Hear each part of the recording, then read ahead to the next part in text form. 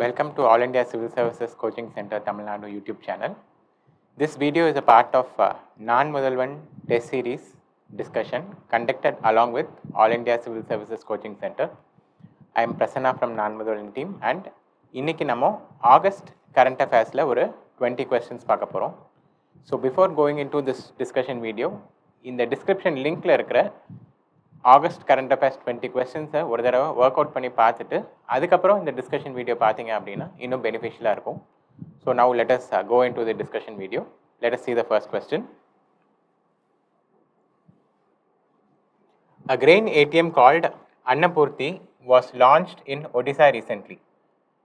It was launched by which one of the following organizations? So இந்த question எதை பற்றி, அன்னபூர்த்தி அப்படின்னு ஒரு கிரெயின் ஏடிஎம் எந்த ஸ்டேட்டில் லான்ச் பண்ணியிருக்காங்க, ஒடிஷாவில் லான்ச் பண்ணியிருக்காங்க. இந்த ஏடிஎம்மை எந்த பர்டிகுலர் ஆர்கனைசேஷனோட சேர்ந்து நம்ம இந்தியா லான்ச் பண்ணியிருக்கு அப்படின்னு கேட்குறாங்க. For this the answer is world food programme. So along with this particular world food programme இந்த கிரெயின் ஏடிஎம் லான்ச் பண்ணியிருக்காங்க. இது வந்து ஃபேக்சுவல் கொஸ்டின் தான். இது நீங்கள் எங்கேயாவது நியூஸில் பார்த்துருந்தீங்க படிச்சிருந்தீங்க அப்படின்னா வேர்ல்ட் ஃபுட் ப்ரோக்ராம் அப்படின்ற ஆர்கனைசேஷன் இந்த ஏடிஎம் லான்ச் பண்ணியிருக்கு அப்படின்ட்டு நீங்கள் தெரிஞ்சிருக்கலாம். இந்த ஃபேக்ட் தெரியல அப்படின்னா இந்த கொஸ்டினை போடுறது கொஞ்சம் டிஃபிகல்ட்டாக இருக்கும். ரெண்டு எலிமினேட் பண்ணலாம், வேர்ல்ட் பேங்க்கை எலிமினேட் பண்ணலாம், அதே மாதிரி food corporation of India, food and agriculture organisation. இந்த ஒன்று நீங்கள் வேர்ல்ட் பேங்க் எலிமினேட் பண்ணால் பிசிடியில் எது அப்படின்ட்டு நீங்கள் சூஸ் பண்ணுற ஒரு சூழ்நிலையில் இருப்பீங்க. இப்போது இந்த கிரெயின் ஏடிஎம்மை மெயின்ஸ் பெர்ஸ்பெக்டிவில் பார்க்கலாம். ஒரு கிரெயின் ஏடிஎம் அப்படின்னா என்னென்னா, எந்த ஒரு ஹியூமனோட இன்டர்வென்ஷனும் இல்லாமல் அவங்க ரேஷன் கார்டையும் அவங்க பயோமெட்ரிக்ஸையும் ஸ்கேன் பண்ணிவிட்டு ரேஷன் கார்டு ஹோல்டர்ஸ் வந்து அந்த கிரெயின் ஏடிஎம் மூலமாகவே அவங்களுக்கு சேர வேண்டிய ரேஷன்ஸை மாதம் மாதம் வாங்கிக்கலாம். இதுதான் இந்த கிரெயின் ஏடிஎம்மோட யூஸு. இந்த கிரெயின் ஏடிஎம்மோட இன்னொரு கேரக்டரிஸ்டிக்ஸ் ஒரு அட்வான்டேஜ் என்ன அப்படின்னு பார்த்தீங்கன்னா, இது 24/7 வேலை செய்யக்கூடிய ஒரு கிரெயின் ஏடிஎம். ஸோ ஒரு நாள் ரேஷன் கடைக்கு போகணும் அப்படின்னா ஆஃபீஸுக்கு லீவ் போட்டுட்டோ, இல்லை அன்னைக்கு தினக்கூலியாக இருக்கிறவங்க அன்னைக்கு வேலைக்கு லீவ் போட்டுட்டோ ரேஷன் கடைக்கு போகணுன்னு அவசியம் இல்லை. எப்போ அவங்களுக்கு டைம் கிடைக்குதோ அந்த சமயம் ரேஷன் கடைக்கு போய் அவங்களோட பயோமெட்ரிக்ஸை ஸ்கேன் பண்ணி அவங்களுக்கு ஏற்ற மாதிரி ரேஷன்ஸ் வாங்கிக்கலாம். இன்னொரு கேரக்டரிஸ்டிக்ஸ் பார்த்தீங்க அப்படின்னா, இந்த கிரெயின் ஏடிஎம்மில் மல்டிபிள் கிரெயின்ஸ் லோட் பண்ணுறதுக்கான கம்பார்ட்மெண்ட் இருக்குது. ஸோ ஃபார் எக்ஸாம்பிள் ரைஸுக்கு ஒரு தனி ஏடிஎம், வீட்டுக்கு ஒரு தனி ஏடிஎம்ட்டு இல்லாமல் ஒரே ஏடிஎம்மில் மல்டிபிள் கிரெயின்ஸ் லோட் பண்ணிக்கலாம். அந்த ரேஷன் கார்டு ஹோல்டருக்கு என்ன எலிஜிபிலிட்டியோ அதுக்கேற்ற மாதிரி இந்த கிரெயின் ஏடிஎம் கிரெயின்ஸை டிஸ்பென்ஸ் பண்ணும். So these are some of the advantages of grain ATM. இதை தாண்டி என்ன பெனிஃபிட்ஸ் இருக்குது இந்த கிரெயின் ஏடிஎம்மில் அப்படின்னு பார்ப்போம். என்னது automated multi commodity dispensing solution. இதுதான் நம்ம சொன்னோம். மல்டி கமாடிட்டினா ஒரே கிரெயின் ஏடிஎம்மில் ரைஸ் லோட் பண்ணிக்கலாம், வீட் லோட் பண்ணிக்கலாம், இல்லை வேறு ஏதாவது சுகரோ இல்லை வேறு ஏதாவது பருப்பு வகைகள் அந்த மாதிரி விஷயங்களை லோட் பண்ணிக்கலாம். சரியா? மல்டி கமாடிட்டி டிஸ்பென்ஸ் பண்ண முடியும். Universal access. எப்படி இந்த கிரெயின் ஏடிஎம் யூனிவர்சல் ஆக்சஸ் கொடுக்குது அப்படின்னா, this ATM is integrated with one nation one ration card. Okay, so எந்த ஒரு ஸ்டேட்டில் ரேஷன் கார்டு ஹோல்டராக இருந்தாலும் சரி, அவங்களுக்கு தேவை வந்து அவங்களோட ரேஷன் கார்டும் அவங்களோட பயோமெட்ரிக்ஸும். அதை ஸ்கேன் பண்ணிக்கிட்டு நீங்கள் எங்கே வேணால் இந்த கிரெயின் ஏடிஎம் மூலமாக நீங்கள் ட்ரா பண்ணிக்கலாம். ஃபார் எக்ஸாம்பிள் உங்களோட பேங்க் டெபிட் கார்டு மாதிரி தான். உங்கள் பிரான்ச் வந்து ஏதாவது ஒரு ஸ்டேட்டில் ஏதாவது ஒரு சிட்டியில் இருக்கும். ஆனால் நீங்கள் இந்தியாவுக்குள்ளே எங்கே வேணால் அந்த ஏடிஎம் கார்டை யூஸ் பண்ணலாம்ல, அதே ஒரு ப்ராசஸ் தான் இங்கேயும். ஸோ நீங்கள் எந்த ரேஷன் கார்டு எந்த ஸ்டேட்டில் இருந்தாலும் சரி, you can get your rations through this ATM in any other state. இதுதான் யூனிவர்சல் ஆக்சஸ். அடுத்து என்னன்னு பார்த்தீங்கன்னா, எனர்ஜி எஃபிஷியன்ட். எப்படி எனர்ஜி எஃபிஷியன்ட்னு பார்த்தா, இந்த ATM functions through solar panels. Okay, so solar energy மூலமாகவே இது எலக்ட்ரிசிட்டி எடுத்துக்குது. So energy efficient. மற்ற பெனிஃபிட்ஸ் பார்த்தீங்கன்னா, எலிமினேட்ஸ் லாங் கியூஸ். எப்படி அவங்களுக்கு பெனிஃபிஷரிக்கு எப்போ அவங்களுக்கு டைம் கிடைக்குதோ, எப்போ அவங்களுக்கு ரேஷன் தேவைப்படுதோ அந்த சமயம் இந்த ஏடிஎம்மில் அவங்க கிரெயின்ஸை வித்ட்ரா பண்ணிக்கலாம். அடுத்து reduces issues related to theft and black marketing. So ration ஷாப்பில் இது ஒன் ஆஃப் தி இஷ்யூஸாக போயிட்டுருக்கு. என்னென்னா, அங்கே பெனிஃபிஷரிக்கு சேர வேண்டிய கிரெயின்ஸை வந்து இவங்க பிளாக் மார்க்கெட்டில் வித்துடுறாங்க அப்படின்ட்டு. அந்த மாதிரி ஒரு விஷயம் இந்த கிரெயின் ஏடிஎம் தடுக்கும். எப்படின்னா, ஏற்கனவே நீங்கள் லோட் பண்ணிட்டோம் அப்படின்னா அந்த ரேஷன் கார்டு ஹோல்டர்ஸ்க்கு எவ்வளோ கிரெயின்ஸ் எலிஜிபிளோ அதை மட்டும்தான் அதை டிஸ்பென்ஸ் பண்ணும், அதுவும் பயோமெட்ரிக் வெரிஃபிகேஷனோட. ஸோ இந்த தெஃப்ட்ன்ற விஷயத்தை இது தடுக்கும். அடுத்து அக்யூரேட் வெயிட். இன்னொரு இஷ்யூ நீங்கள் பார்த்தீங்கன்னா ரேஷன் கடையில் கரெக்டான வெயிட்டில் பொருட்கள் கொடுக்கறது இல்லை அப்படின்னு ஒரு இஷ்யூ நம்ம ரேஸ் பண்ணியிருப்போம். ஸோ அந்த ஒரு இஷ்யூவை தடுக்கிறதுக்கும் இது அக்யூரேட்டாக 1 கிலோ இல்லை 5 கிலோ அப்படின்னா கரெக்டாக அந்த 1 kg ஒரு 5 kgயை டிஸ்பென்ஸ் பண்ணக்கூடிய ஃபெசிலிட்டி இந்த கிரெயின் ஏடிஎம்மில் இருக்குது. ஸோ வெயிட் லாஸ், அந்த கிரெயின் வந்து எதிர்பார்த்த வெயிட்டோட கம்மியாக கிடைக்குது அப்படின்றதுக்கு இதில் சான்ஸ் கிடையாது. அடுத்து நம்ம ஏற்கனவே பார்த்த மாதிரி 24/7 ஆக்சஸ், எப்போ வேணால் இந்த கிரெயின் ஏடிஎம் ஆக்சஸ் பண்ணிக்கலாம். And reduces waiting time by 70%. So இதுக்கு முன்னாடி வந்து ஒரு 100% வெயிட்டிங் டைம் இருந்ததுன்னா இதை வந்து இப்போ 30% குறைச்சிருது இந்த grain ATM. So waiting time கம்மியாயிடுது. Next question, map based question, international relations based question. So இது வந்து ஐஆர் மேப் அப்படின்ற ஏரியாவில் இந்த கொஸ்டின் விழும். என்ன கேட்டிருக்கோம்னா 3 கல்ஃப்ஸ் கேட்டிருக்கோம். Okay, gulf is a large water body. So இந்த கல்ஃப் எந்த சீல லொக்கேட் ஆகிருக்கு அப்படின்றது தான் கேள்வி. ஸோ உங்களுக்கு இந்த கல்ஃபோட லொக்கேஷன் தெரியணும், இந்த கல்ஃப் வந்து எந்த சீயை ஒட்டி இருக்குது அப்படின்றத உங்களுக்கு மேப் உங்கள் மைண்டில் இருந்தால் இந்த கொஸ்டின் ஈஸியாக போட்டலாம். So gulf of Aden, Arabian sea, gulf of Aqaba, red sea, gulf of Bothnia, Baltic sea. So இந்த பால்டிக் சி எங்கே இருக்குது, ரெட் சி எங்கே இருக்குது, அரேபியன் சி எங்கே இருக்குது அப்படின்னு தெரியணும். பால்டிக் சீன்றது ஸ்காண்டினேவியன் கண்ட்ரீஸில் இருக்குது, நம்ம மேப்லேயும் பார்க்கலாம். இந்த கல்ஃப் ஆஃப் அகாபா, இந்த ரெட் சீன்றது எங்கே இருக்கும் அப்படின்னா வெஸ்ட் ஏஷியாவுக்கும் ஆஃப்ரிக்காவுக்கும் நடுவில் இருக்கிற சி தான் ரெட் சி. ஸோ நம்ம மேப் மூலமாக இந்த கொஸ்டினை ஃபஸ்ட்டு சால்வ் பண்ணிடுவோம். ஃபர்ஸ்ட் பாருங்கள், கல்ஃப் ஆஃப் ஏடன். ஓகே, இது இந்த காண்டினென்ட் என்ன அப்படின்னா ஆஃப்ரிக்கா. இது என்னது, வெஸ்ட் ஏஷியா. ஓகே, எக்ஸாக்டாக இந்த இடம் என்னன்னு பார்த்தா ஹார்ன் ஆஃப் ஆஃப்ரிக்கா அப்படின்னு சொல்லுவோம்.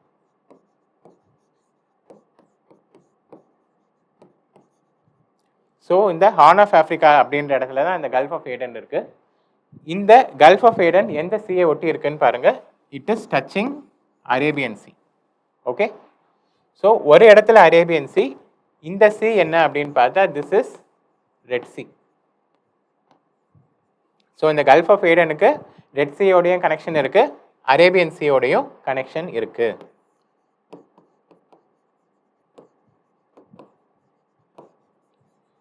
ஸோ கல்ஃப் ஆஃப் ஏடன்னு கொடுத்துட்டு ரெட் சீன்னு கொடுத்துருந்தாலும் கரெக்டு, அரேபியன் சீன்னு கொடுத்துருந்தாலும் correct. So first pair correctly match.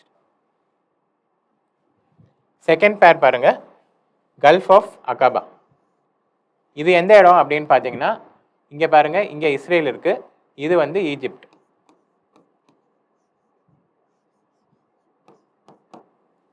So இந்த கல்ஃப் ஆஃப் அகாபா எக்ஸாக்டாக எந்த இடத்துல இருக்குன்னா ரெட் சீல இருக்குது.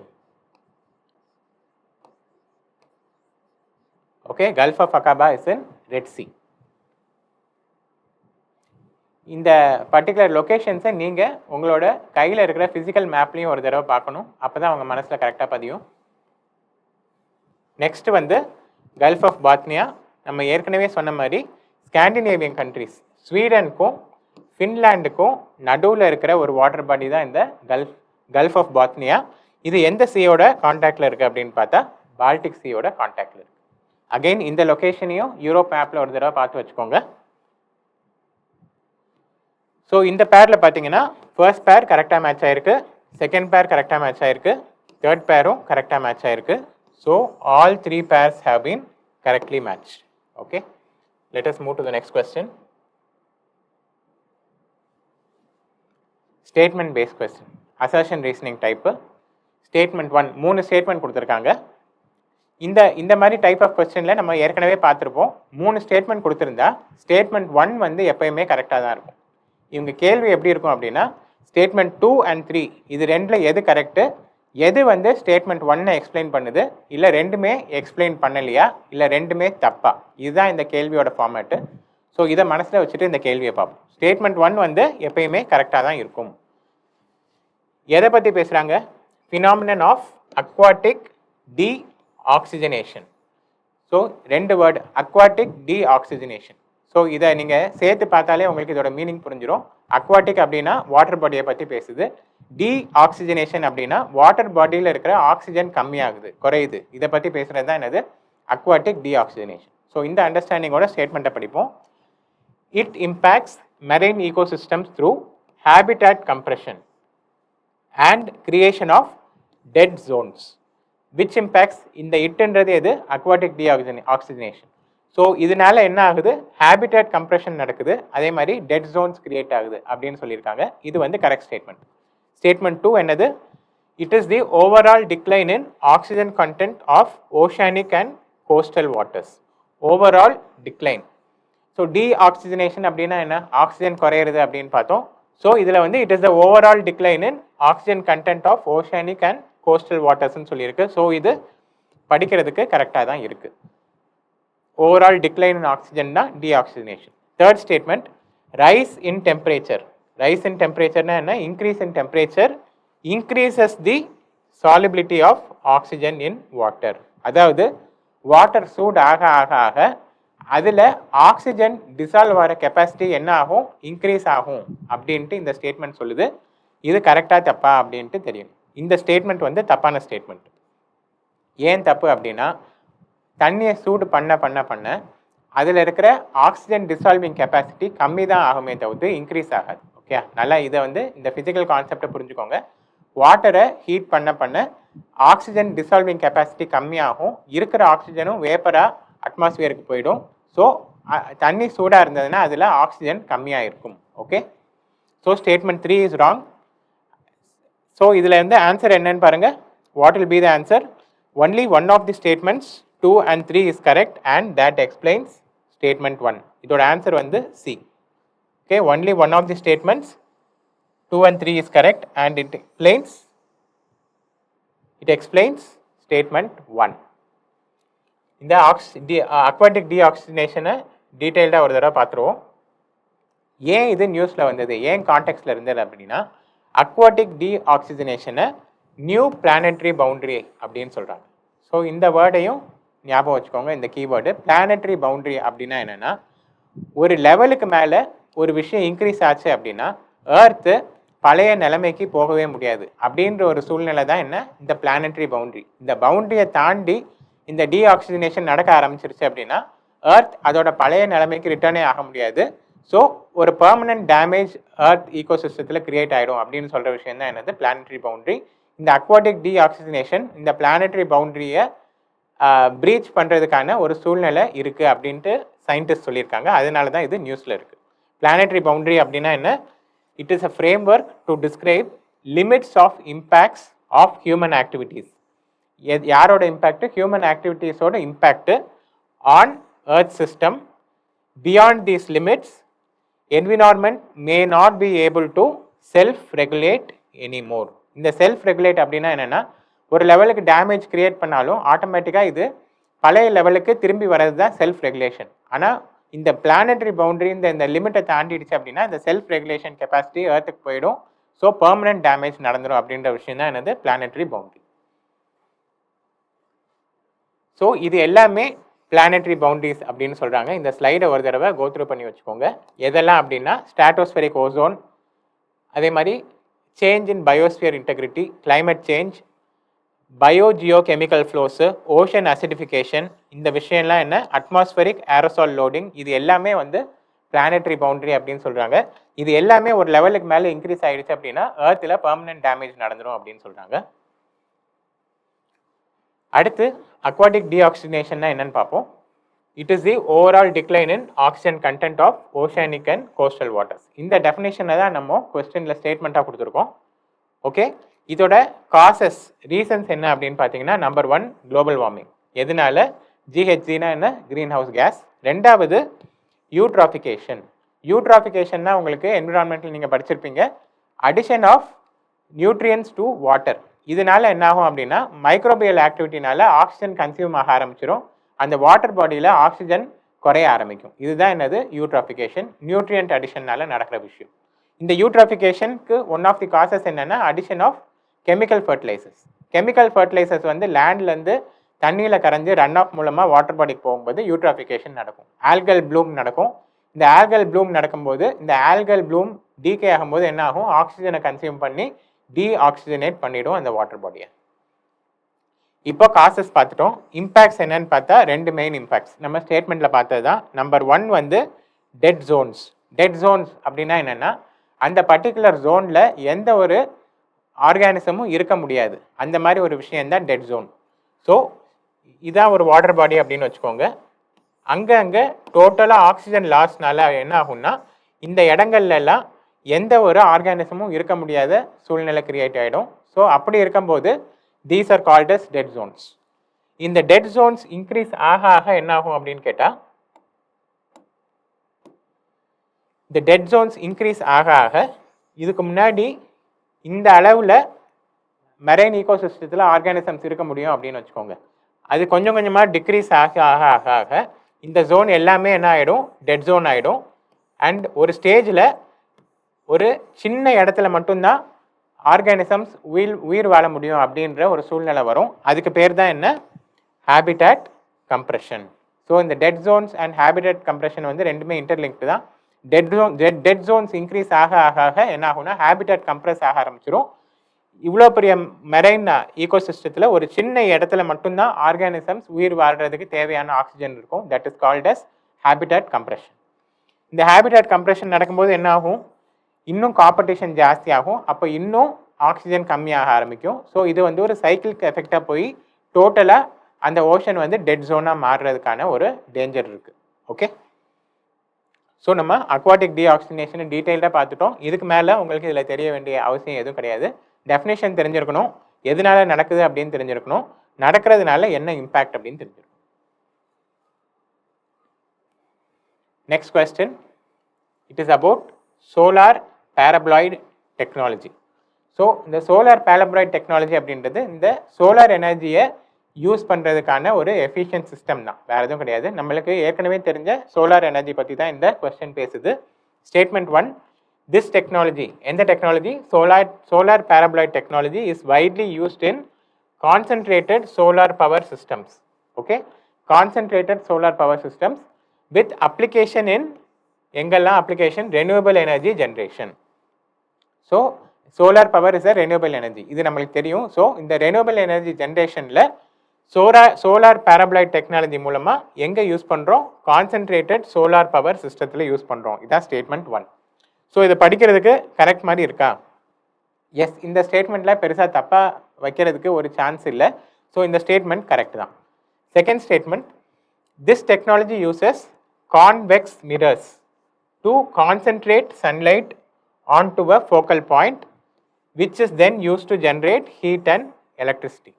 ஸோ ஃபிசிக்ஸில் எந்த மிரர் வந்து ஒரு ஃபோக்கல் பாயிண்டில் லைட்டை கான்சென்ட்ரேட் பண்ணும் அப்படின்ட்டு பார்த்தீங்கன்னா கான்வெக்ஸ் மிரர் கிடையாது, concave mirror. Okay, concave mirror. Concave mirror தான் லைட்டையும் சரி, லைட்டை வந்து ஒரு பர்டிகுலர் பாயிண்ட்ல ஃபோக்கஸ் பண்ணும். இது கான்வெக்ஸ் கிடையாது, இது என்னது, கான்கேவ் மிரர். ஸோ இந்த ஒரு வார்த்தையினால இந்த ஸ்டேட்மெண்ட் தப்பாயிடுது. So statement 1 is right, statement 2 is incorrect.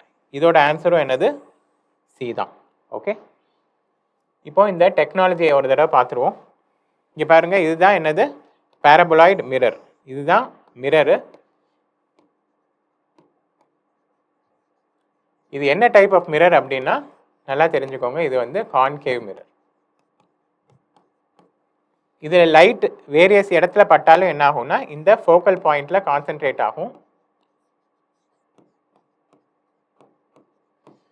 Concentrate ஆகும்போது என்னவா மாறுது, ஹீட்டாக மாறும். ஹீட்டாக மாறி இங்கே வாட்டரை வந்து சூடு பண்ணி என்ன ஆகும், வாட்டர் வேப்பர் ஆக்கும். இந்த வாட்டர் வேப்பர் வந்து டர்பைனை ரொட்டேட் பண்ணி எலக்ட்ரிசிட்டி ஜென்ரேட் பண்ணலாம். இதுதான் இதோட process. So it is concave mirror, not convex mirror. Next question, எந்த கான்செப்ட், எஸ்என்டி செக்டார் வந்து எஸ்என்டி பயோஃபோர்டிஃபிகேஷன் அப்படின்ற ஒரு concept. Okay, statement 1, it is a nutrient sensitive intervention that can reduce vitamin and mineral deficiency. So vitamin and mineral deficiency குறைக்கிறதுக்கு நம்ம பயோஃபோர்டிஃபிகேஷன் use பண்ணலாம் அப்படின்னு சொல்லியிருக்காங்க. இந்த ஃபுட் ஃபோர்டிஃபிகேஷன் அப்படின்ற விஷயத்தை நீங்கள் படிச்சிருந்தீங்க அப்படின்னா உங்களுக்கு தெரிஞ்சிருக்கும். பயோஃபோர்டிஃபிகேஷன் எதுக்கு யூஸ் பண்ணுவாங்க, மெயினாக நியூட்ரிஷன் அண்ட் மினரல் டெஃபிஷியன்சியை ரெடியூஸ் பண்ணுறதுக்கு. So statement 1 is right. Second statement, it is a technique through which nutrients are added to the food when they are processed. இந்த ஸ்டேட்மெண்ட் முக்கியம், நல்லா படிக்கணும். ஸோ ஃபுட்டை ப்ராசஸ் பண்ணும்போது நியூட்ரியன்ஸ் ஆட் பண்ணி பயோஃபோர்ட்டிஃபிகேஷன் செய்வாங்க அப்படின்னு சொல்கிறாங்க. பயோஃபோர்ட்டிஃபிகேஷனோட ப்ராசஸ் இது கிடையாது. இந்த ஸ்டேட்மெண்ட் எதோட டெஃபினேஷன் அப்படின்னு பார்த்தா traditional food fortification. Traditional food fortification.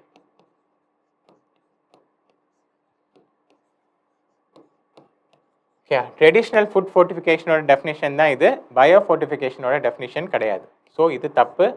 இந்த கொஸ்டினோட ஆன்சர் வந்து statement 1 is correct, statement 2 is incorrect. இதோட நம்ம நிறுத்த போகிறது இல்லை. இன்னும் டீட்டெயில்டாக இன்னும் தெளிவாக பயோஃபோர்ட்டிஃபிகேஷன்னா என்ன, ஃபுட் ஃபோர்ட்டிஃபிகேஷன்னா என்ன அப்படின்னு பார்த்துருவோம். இந்த டயக்ராம் தான் இருக்குது. இந்த டயக்ராம் ஒரு தடவை பார்த்துக்கிட்டிங்க அப்படின்னா கம்ப்ளீட்டாக உங்களுக்கு புரிஞ்சிடும்.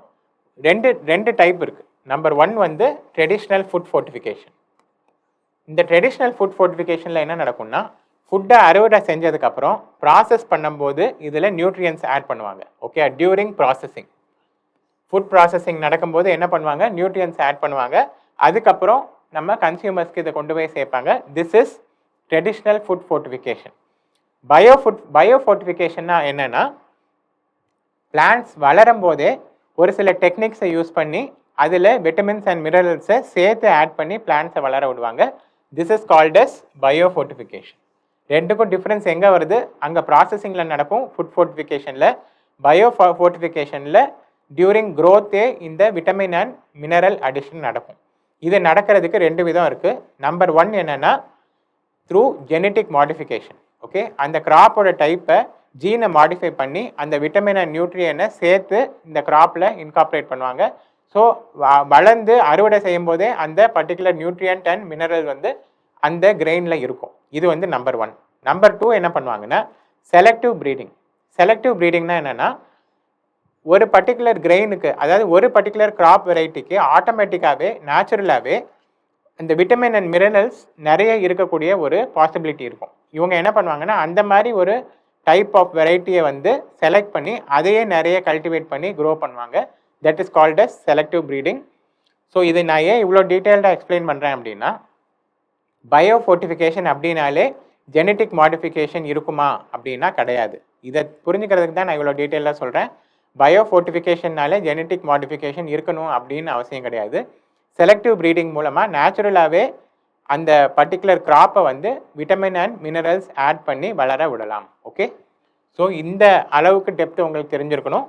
இந்த கொஸ்டினுக்கு இதுதான் ஆன்சர். அந்த ஸ்டேட்மெண்ட் 2 வந்து ஃபுட் ஃபோர்ட்டிஃபிகேஷனோட definition. Statement 2 is not the definition of biofortification. So இதுக்கு எக்ஸாம்பிள் பார்த்தீங்க அப்படின்னா, இந்த ஃபுட் ஃபோர்ட்டிஃபிகேஷனுக்கு எக்ஸாம்பிள் நம்மளுக்கு காமனாக தெரிஞ்ச எக்ஸாம்பிள் என்னென்னா அயோடைஸ்டு சால்ட். ஓகே, அதுக்கப்புறமா கோல்டன் ரைஸ் அப்படின்னு சொல்லுவாங்க.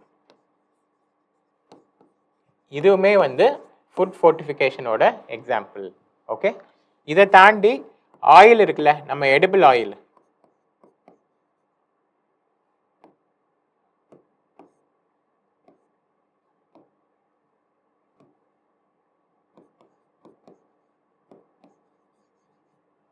எடிபிள் ஆயிலையும் சில விட்டமின்ஸ் அண்ட் மினரல்ஸ் ஆட் பண்ணுவாங்க. That is also food fortification which is done during processing of the food item. Next question, river linking project. எதை பற்றி கேட்குறோம்? River linking project in India பற்றி கேட்டிருக்கோம்.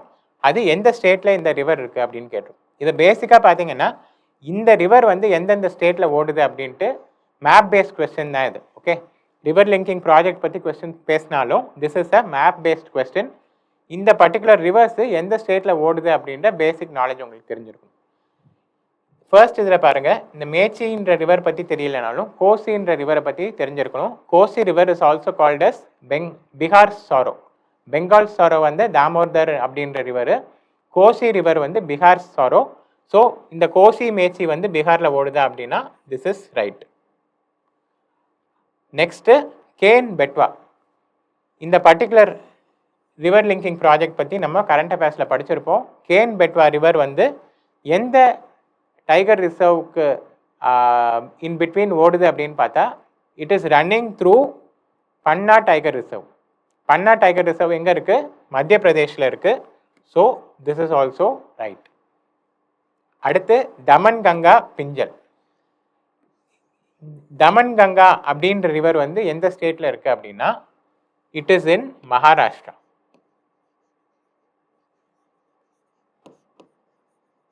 Okay, this particular river is in Maharashtra, not in Uttar Pradesh. So இந்த பேர் வந்து தப்பா match ஆயிருக்கு. Netravati ஹேமாவதின்றது they are tributaries of Kaveri. So these rivers run through Karnataka. So 1, 2 and 4 கரெக்டா match ஆயிருக்கு. Third pair is wrongly matched. எத்தனை பேர் correct அப்படின்னா 3 pair only. இப்போ கொஞ்சம் நம்ம நேஷ்னல் ரிவர் லிங்கிங் ப்ராஜெக்டை பற்றி பார்த்துருவோம். இந்த ப்ராஜெக்டை 2 காம்பனண்ட்டாக பிரிஞ்சிருக்காங்க. Number 1 is Himalayan component. Okay, இந்த காம்பனண்ட்டு கீழே 14 ரிவர் பற்றி பேசியிருக்காங்க. Himalayan component. ரெண்டாவது காம்பனண்ட்டுக்கு பேர் பெனின்சுலார் காம்பனண்ட். ஓகே, இந்த காம்பனண்ட்டு கீழே எத்தனை இருக்குன்னா 16 ரிவர்ஸ் இருக்கு.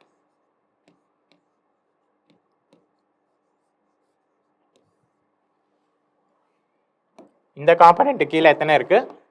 14.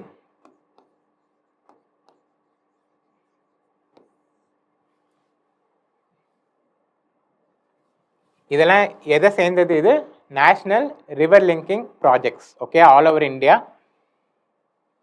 இந்த மேப்பு தான் இந்த 30 ப்ராஜெக்ட்ஸையும் காட்டுற மேப்பு.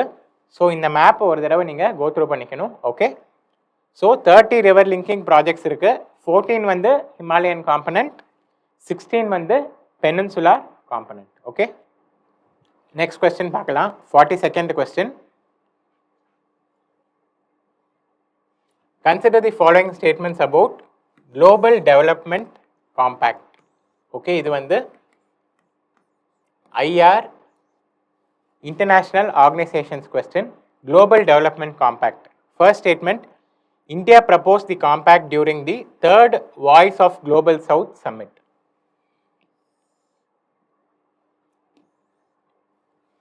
இதில் ஒரு ஆர்கனைசேஷன் பற்றி பேசுகிறோம். என்ன organisation? Voice of global south summit. Okay, second statement, the compact aims to address the rising depth of developing countries and the global south. So இந்த காம்பேக்டோட நோக்கம் என்ன? அட்ரஸ் தி ரைசிங் டெப்த் ஆஃப் டெவலப்பிங் கண்ட்ரீஸ். இந்த கொஸ்டினுக்கு answer பார்த்தீங்க அப்படின்னா both 1 and 2. இப்போ இந்த குளோபல் டெவலப்மெண்ட் காம்பேக்ட் பற்றியும் voice of global south summit பற்றியும் நம்ம டீட்டெயில்டாக பார்ப்போம். வாய்ஸ் ஆஃப் குளோபல் சவுத் அப்படின்ற இந்த சம்மிட் வந்து it is led by India. இந்த சம்மிட்டோட அப்ஜெக்டிவ் என்ன அப்படின்னா developing and least developing nations இந்த வேர்ல்டு இவங்க எல்லாத்தையும் ஒன்று சேர்த்து இவங்களோட வாய்ஸை குளோபல் லெவலில் கேட்க வைக்கணும் அப்படின்ற ஒரு அப்ஜெக்டிவோட இந்தியாவோட இனிஷியேட்டிவ் தான் என்னது? Voice of global south submit. இந்த சம்மிட் வந்து த்ரீ சம்மிட்ஸ் நடந்திருக்கு. இந்த 3rd சம்மிட்டில் இந்த குளோபல் டெவலப்மெண்ட் காம்பேக்ட் அப்படின்ற இந்த விஷயத்தை இந்தியா இன்ட்ரடியூஸ் பண்ணியிருக்காங்க. இந்த குளோபல் டெவலப்மெண்ட் காம்பேக்டோட அப்ஜெக்டிவ் என்னன்னு பார்த்தா டெவலப்பிங் கண்ட்ரீஸுக்கு லோ காஸ்ட் லோன்ஸ் கிடைக்கணும். எதுக்குன்னா இன்ஃப்ராஸ்ட்ரக்சர் டெவலப்மெண்ட்டுக்கும் அவங்களோட எக்கனாமிக் க்ரோத்துக்கும் லோ காஸ்ட் லோன்ஸ் கிடைக்கணும். அதே மாதிரி டெவலப்பிங் கண்ட்ரீஸ் டெப்ட் ட்ராப்பில் மாட்டக்கூடாது. டெப்ட் ட்ராப் அப்படின்னா என்ன? ஒரு கண்ட்ரிக்கிட்டேருந்து கடன் வாங்கியிருப்பாங்க, ரொம்ப இன்ட்ரெஸ்ட் ரேட் வந்து ஹை இன்ட்ரெஸ்ட் ரேட்டில் வாங்கியிருப்பாங்க, ஹை காஸ்ட் டெப்டாக இருக்கும். இதை கட்ட முடியாமல் கொஞ்சம் கொஞ்சமாக என்ன ஆகும்னா அந்த டெப்ட் கொடுத்த கண்ட்ரி வந்து இந்த பர்டிகுலர் டெவலப்பிங் நேஷனோட ரிசோர்ஸஸை கேப்சர் பண்ணுவாங்க. அதுக்கப்புறம் கொஞ்ச நாளில் கவர்மெண்ட்டை கேப்சர் பண்ணிடுவாங்க. அந்த கண்ட்ரி என்ன சொல்லுதோ அதை கேட்குற ஒரு சூழ்நிலைக்கு இந்த டெவலப்பிங் கண்ட்ரி தள்ளப்படும். So this is called as டெப்ட் ட்ராப் டிப்ளமசி. இந்த டெப்ட் ட்ராப் டிப்ளமசிக்கு அசோசியேட் ஆன ஒரு கண்ட்ரி என்னன்னு பார்த்தீங்க அப்படின்னா சைனா. சரியா? ஸோ இந்த சைனீஸ் டெப்ட் ட்ராப்ல இருந்து டெவலப்பிங் நேஷன்ஸை காப்பாற்றணுன்ற ஒரு நோக்கத்தோடு தான் இந்த குளோபல் டெவலப்மெண்ட் காம்பேக்ட்ன்ற விஷயத்தை இன்ட்ரடியூஸ் பண்ணியிருக்காங்க. எதுக்கு அப்படின்னா லோ காஸ்ட் டெப்த் டெவலப்பிங் கண்ட்ரீஸ்க்கு கொடுக்கணும் அப்படின்ற ஒரு நோக்கத்தோட. எந்த ஆர்கனைசேஷனுக்கு கீழே அப்படின்னா voice of global south summit அப்படின்றது கீழே. எத்தனாவது சம்மிட் அப்படின்னா 3rd சம்மிட்ல. So statement 1 is correct. இந்த காம்பேக்டோட நோக்கம் என்னன்னு சொன்னோம், அட்ரஸ் தி ரைசிங் டெப்த். ஸோ ஒரு டெவலப்பிங் கண்ட்ரியோட கடன் சுமை இன்க்ரீஸ் ஆகிட்டே இருக்குது, அதை வந்து அட்ரஸ் பண்ணணும். டெவலப்பிங் கண்ட்ரீஸ்க்கு லோ காஸ்ட் டெப்த் கிடைக்கணும் அப்படின்றதுக்காக தான் இதை இந்த குளோபல் டெவலப்மெண்ட் காம்பேக்ட் இன்ட்ரடியூஸ் பண்ணியிருக்கோம். ஸோ இதுவுமே correct. Okay,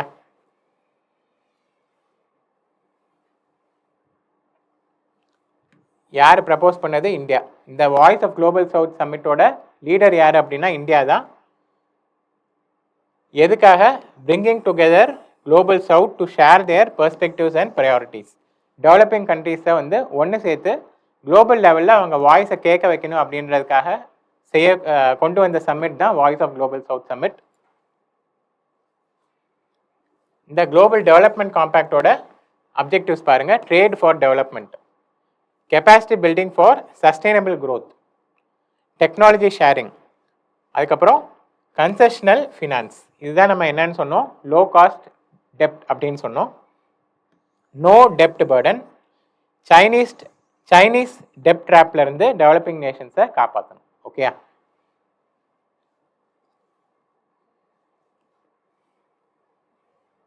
next question IR question தான்.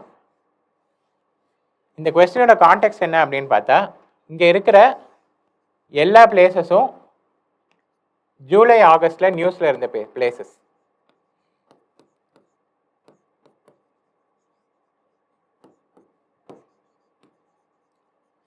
ஜூலை ஆகஸ்ட் மந்த்ல நியூஸ்ல இருந்த பிளேசஸ் தான் இந்த எல்லா பிளேசஸும். ஸோ ஒவ்வொரு பிளேஸும் எந்த கண்ட்ரியில் இருக்கு அப்படின்னு கேட்டிருக்காங்க. My son world heritage side வந்து வியட்நாமில் இருக்கு.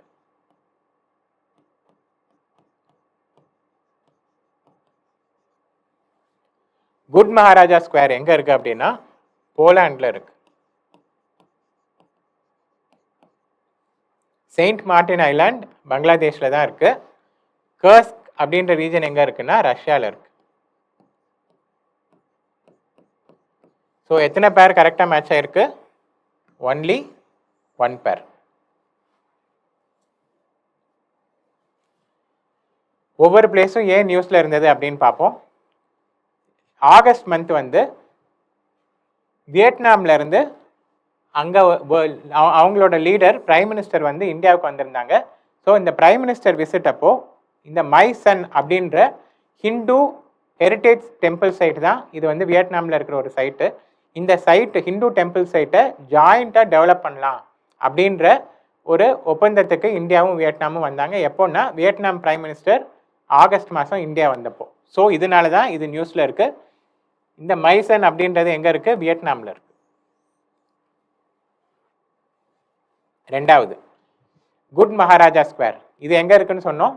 போலாண்டில். அதோட கேபிட்டல் வார்சா அப்படின்ற சிட்டியில் இருக்குது.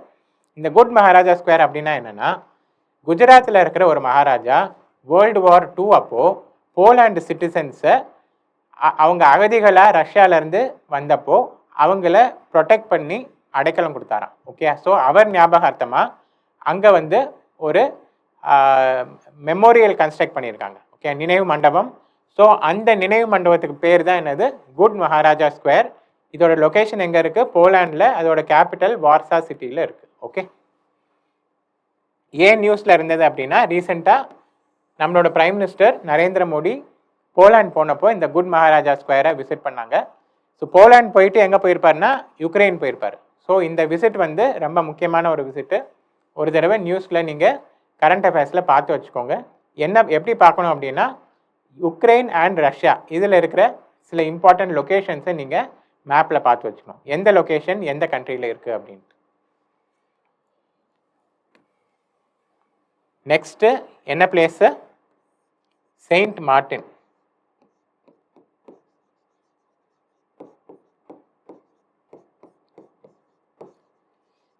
செயின்ட் மார்டின் ஐலாண்ட் யாருக்கு சொந்தம்? பங்களாதேஷ்க்கு சொந்தம். எங்கே இருக்குன்னு பாருங்கள், பங்களாதேஷுக்கும் மியான்மாருக்கும் பக்கத்தில் இருக்குது இந்த ஐலாண்டு. ஆனால் யாருக்கு சொந்தம்? பங்களாதேஷ்க்கு சொந்தம். ஏன் இது நியூஸில் இருந்தது அப்படின்னா, இந்த பர்டிகுலர் செயின்ட் மார்ட்டின் ஐலாண்டில் யுனைடெட் ஸ்டேட்ஸ் ஆஃப் அமெரிக்கா ஒரு மிலிட்ரி பேஸ் கிரியேட் பண்ணணும் அப்படின்ட்டு பங்களாதேஷில் கேட்டிருந்தாங்க. ஆனால் பங்களாதேஷ் வந்து அலோவ் பண்ணல. பட் யூஎஸ் வந்து இந்த இடத்துல மிலிட்ரி பேஸ் கிரியேட் பண்ணுறதுக்கு கொஞ்சம் ஆர்வமாக இருந்தாங்க. ஏன் அந்த ஆர்வம் அப்படின்னு பார்ப்போம். ஓகே, ஏற்கனவே பங்களாதேஷில் இருக்கிற இந்த சிட்டகாங் அப்படின்ற போர்ட் வந்து யார் கையில் இருக்குது அப்படின்னா சைனா கையில் இருக்குது. அதே மாதிரி இங்கே இருக்கிற காக்ஸ் பசார் இருக்குல்ல, இங்கேயும் வந்து சைனாவோட சப்மரைன் பேஸ் இருக்கு.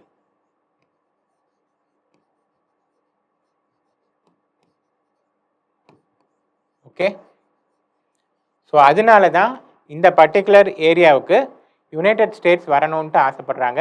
ஏன் அப்படின்னா சைனாவை மானிட்டர் பண்ணுறதுக்கு யூஸ்ஃபுல்லாக இருக்கும். அதே மாதிரி இந்தியன் ஓஷனில் யூஎஸ் கால் பதிக்கிறதுக்கு இது ஒரு ஓப்பனிங்காக அமையும். ஓகே, ஸோ இதனால தான் யூஎஸ் இங்கே வரணும்னு ஆசைப்படுறாங்க.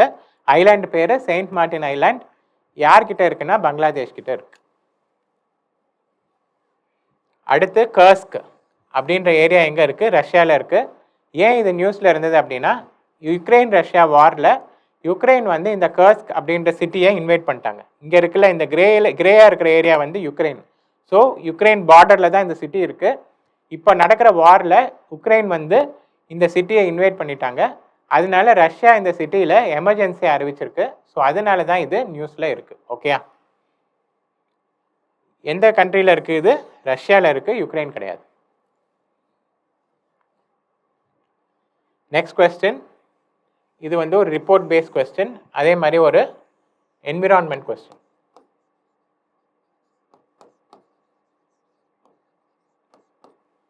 என்ன report? World's mangroves report 2024. Statement படிங்க. South east Asia has about 1/2 of all mangroves globally followed by west and central Africa. இந்த ஸ்டேட்மெண்ட் என்ன சொல்லுது? சவுத் ஈஸ்ட் ஏஷியாவில் மட்டும் குளோபல் லெவலில் இருக்கிற மேங்க்ரூவ்ஸில் 50% ஆஃப் தி மேங்க்ரூவ்ஸ் எங்கே இருக்குது? சவுத் ஈஸ்ட் ஏஷியாவில் மட்டும் இருக்குது அப்படின்னு சொல்லுது. இது கரெக்டாக தப்பா அப்படின்னா, இந்த மாதிரி பர்சன்டேஜ் வச்சு ஃபேக்ட்ஸ் வருது அப்படின்னா அதை இன்னொரு தடவை நீங்கள் லாஜிக்கலாக யோசிச்சு பார்க்கணும். குளோபல் லெவலில் சவுத் ஏஷியா கூட கிடையாது. சவுத் ஏஷியான்றது சவுத் ப்ளஸ் சவுத் ஈஸ்ட்னா இன்னும் பெரிய லொக்கேஷன். ஆனால் இது சவுத் ஈஸ்ட்டை பற்றி மட்டும்தான் பேசுது. எத்தனை பர்சன்ட்டு? குளோபல் லெவலில் இருக்கிறதுல 50% சவுத் ஈஸ்டில் மட்டும் இருக்குது அப்படின்னு சொல்லுது. இது வந்து கொஞ்சம் ஒரு பெரிய நம்பராக தெரியுதுல்ல. ஸோ இந்த ஸ்டேட்மெண்ட் கரெக்டாக இருக்கிறதுக்கான வாய்ப்பு கம்மி அப்படின்ற லாஜிக்கோடு நீங்கள் போகணும். பட் ஒரு வேலை தெரியல, தப்பு பண்ணிட்டோம் அப்படின்னாலும் 1 or 2 questions தப்பாகிறதுக்கு வாய்ப்பு இருக்குது. அதனால் பெருசாக கவலைப்பட வேணாம். பட் இதோட ஃபேக்ட் என்ன அப்படின்னு பார்த்தா, சவுத் ஈஸ்ட் ஏஷியாவில் 1/2 கிடையாது, 1/3 தான் இருக்குது. ஓகே, 1/3. இந்த ஃபேக்டை நம்ம திருப்பியும் பார்ப்போம். ரெண்டாவது பாருங்கள், mangroves in Lakshadweep and coastal Tamil Nadu are critically endangered. இந்த 2 லொக்கேஷனில் இருக்கிற மேங்க்ரோவ்ஸும் IUCN ஸ்டேட்டஸ் படி கிரிட்டிக்கலி என்டேஞ்சர்டு அப்படின்னு சொல்கிறாங்க. இதுவும் கொஞ்சம் ஃபேக்சுவலான டேட்டா, உங்களுக்கு தெரிஞ்சிருந்தால் தான் போட முடியும். இதோட ஆன்சர் என்னென்னா இது வந்து கரெக்ட். ஓகே, ஸோ இதுக்கு ஆன்சர் வந்து 2 only. இப்போ இந்த ரிப்போர்ட்டோட ஃபைண்டிங்ஸ் பார்ப்போம். கான்டெக்ஸ்ட் என்ன அப்படின்னா, இந்த ரிப்போர்ட் வந்து ஆகஸ்ட் மாதம் வந்திருக்கு. இதோட ஃபைண்டிங்ஸ் பார்த்துருவோம். ஃபர்ஸ்ட் என்னன்னா, சவுத் ஈஸ்ட் ஏஷியா ஹேஸ் 1/3, 3ல் 1 பங்கு. அடுத்து half ஆஃப் வேர்ல்டு மேங்க்ரோவ்ஸ் வந்து IUCNல என்ன ஸ்டேட்டஸில் இருக்குது? த்ரெட்டன்ட் அப்படின்ற ஸ்டேட்டஸில் இருக்குது. வேர்ல்டில் இருக்கிற மேங்க்ரோவ்ஸில் 50% வந்து IUCNல த்ரெட்டன்ட் ஸ்டேட்டஸில் இருக்குது. அண்ட் ஃபைனலி லக்ஷதீப் அண்ட் தமிழ்நாடுவில் இருக்கிற மேங்க்ரோவ்ஸ் வந்து கிரிட்டிக்கலி என்டேஞ்சர்டாக இருக்குது. ஓகே, அடுத்த கொஸ்டின் போகலாமா?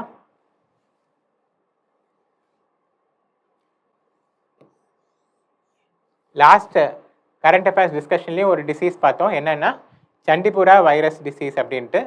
இந்த கரண்ட் அஃபேர்ஸில் எம்பாக்ஸ் அப்படின்ற டிசீஸை பற்றி பார்க்க போகிறோம். ஏன் இந்த டிசீஸை பற்றி பார்க்க போகிறோம்னு பார்த்தா, ஃபஸ்ட்டு டைம் ஜூலை மாதம் 2024 இந்தியாவில் கேரளாவில் இந்த டிசீஸை டிடெக்ட் பண்ணியிருக்காங்க. இது வரைக்கும் இந்தியாவில் வந்ததில்லை. அதனால தான் இந்த டிசீஸ் பற்றி இம்பார்ட்டண்ட்டாக பார்க்க போகிறோம். It is a zoonotic disease caused by varicella zoster virus. Zoonotic டிசீஸ்னா என்ன? அனிமல்ஸ்ல இருந்து ஹியூமன் பீயிங்ஸ்க்கு பரவக்கூடிய டிசீஸ் தான் என்னது? Zoonotic disease. ஓகே, இதோட வைரஸோட பேர் என்ன சொல்றாங்க? வாரிசெல்லா ஜாஸ்டர் அப்படின்னு சொல்றாங்க. ஸோ எம்பாக்ஸ் டிசீஸை கிரியேட் பண்ற வைரஸ்க்கு பேர் வந்து எம்பாக்ஸ் வைரஸ் தான். இந்த வாரிசெல்லா ஜாஸ்டர் எந்த டிசீஸை கிரியேட் பண்ணும் அப்படின்னா சிக்கன் பாக்ஸ்.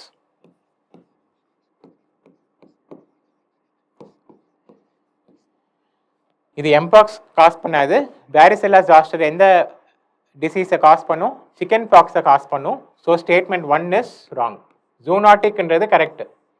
ஆனால் வைரஸ் பேர் வந்து எம்பாக்ஸ் வைரஸ், வாரிசெல்லா ஜாஸ்டர் கிடையாது. Second, it causes flu like symptoms and characterised by human to human transmission including sexual contact. So first அனிமல்லேருந்து ஹியூமனுக்கு வந்தாலும் ஹியூமன் டு ஹியூமன் டிரான்ஸ்மிஷனும் இதில் பாசிபிள். ஒரு ஹியூமன் பீயிங்லேருந்து இன்னொரு ஹியூமன் பீயிங்க்கு தொட்டு வியாதியாக இது பரவும். அதே மாதிரி இதில் இந்த பரவுற மோடில் செக்ஷுவல் கான்டாக்டும் included. So statement 2 is right. இந்த கொஸ்டினுக்கு ஆன்சர் என்ன? 2 ஒன்லி. இந்த பர்டிகுலர் ஸ்லைடில் எம்பாக்ஸ் பற்றி உங்களுக்கு தேவையான எல்லா டீட்டெயில்ஸும் இருக்குது. இந்த ஸ்லைடில் இருக்கிற டீட்டெயில்ஸ் தாண்டி எம்பாக்ஸை பற்றி நீங்கள் எங்கேயும் தேட வேணாம், படிக்க வேணாம். ஸோ எம்பாக்ஸை பற்றி கம்ப்ளீட் டீட்டெயில்ஸ் இதில் இருக்குது.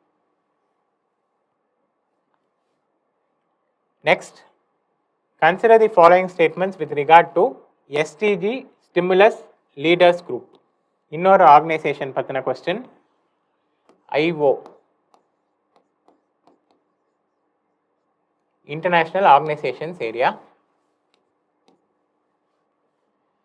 ஸ்டேட்மெண்ட் பார்ப்போம்.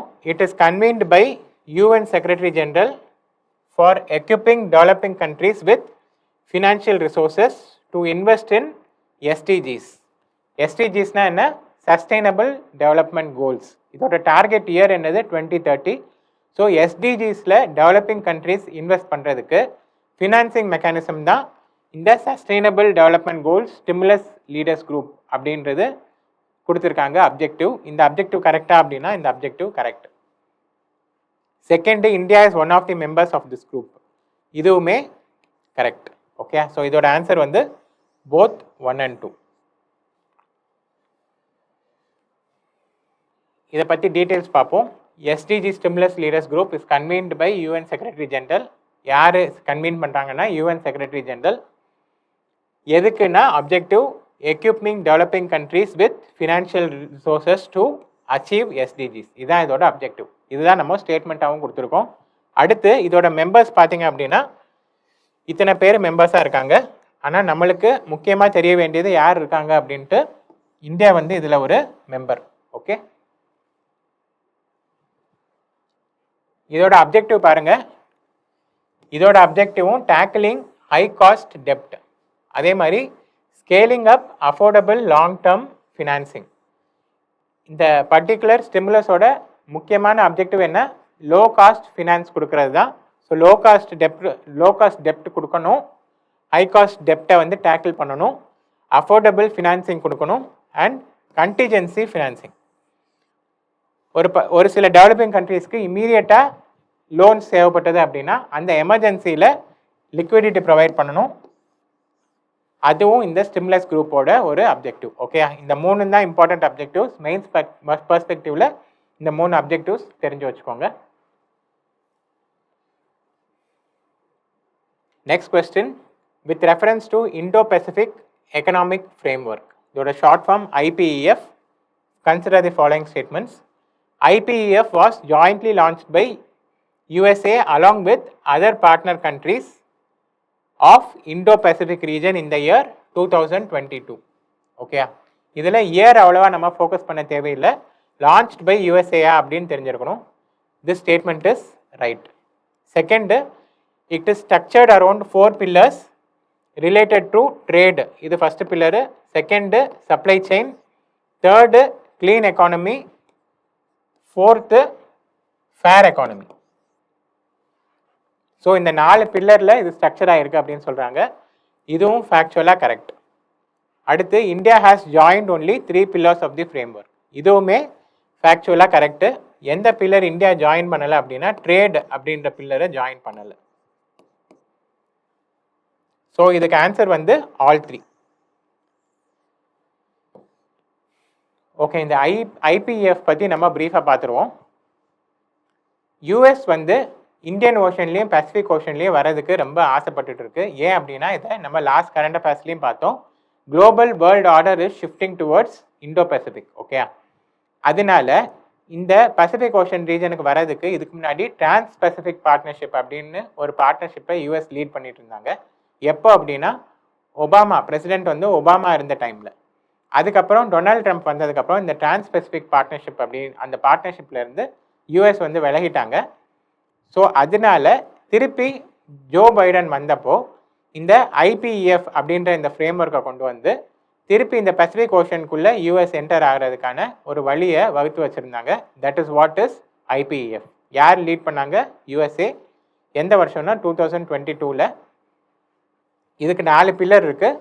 அதே மாதிரி இந்தியா வந்து 3 பில்லரில் மெம்பராக இருக்குது, ஒரு பில்லரில் கிடையாது. என்னென்னா ட்ரேடு.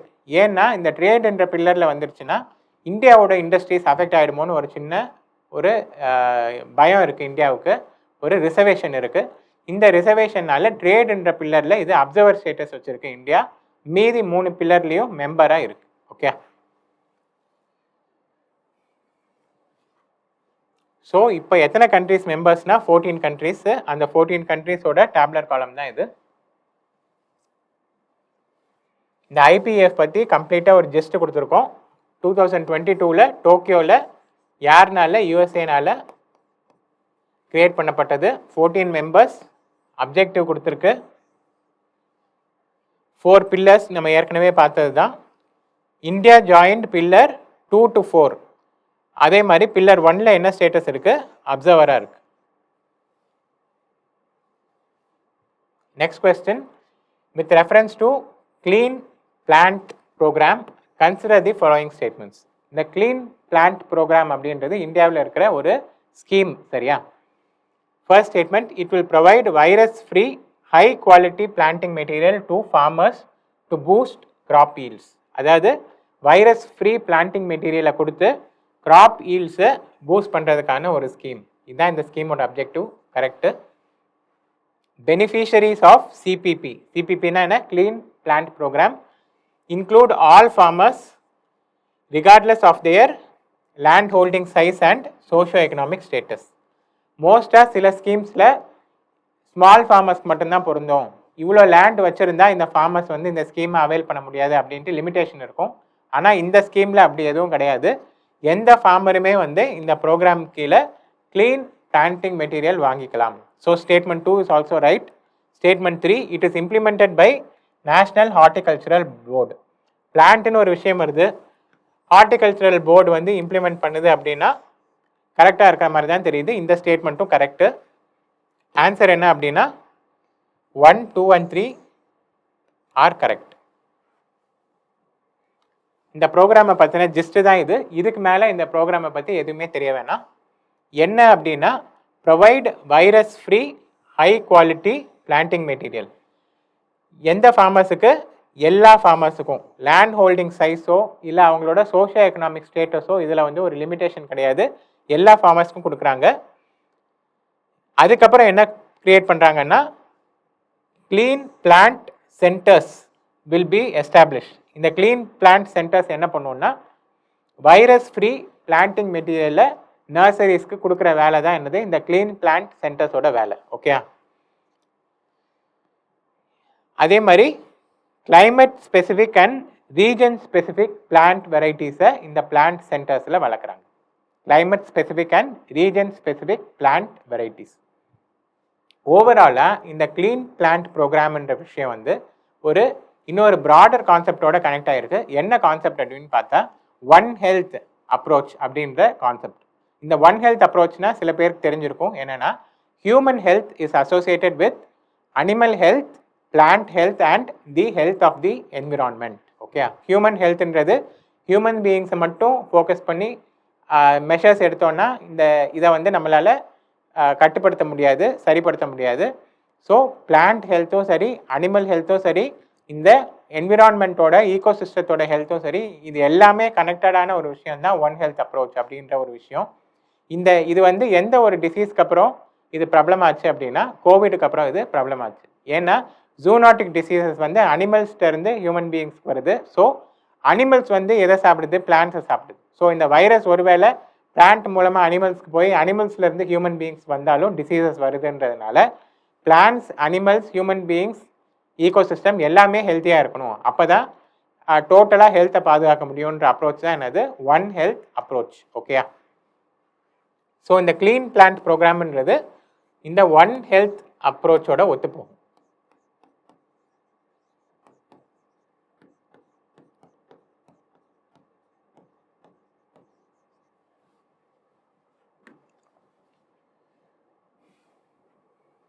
இப்போ நம்ம பார்த்தது தான் இதுலேயும் கொடுத்துருக்கு.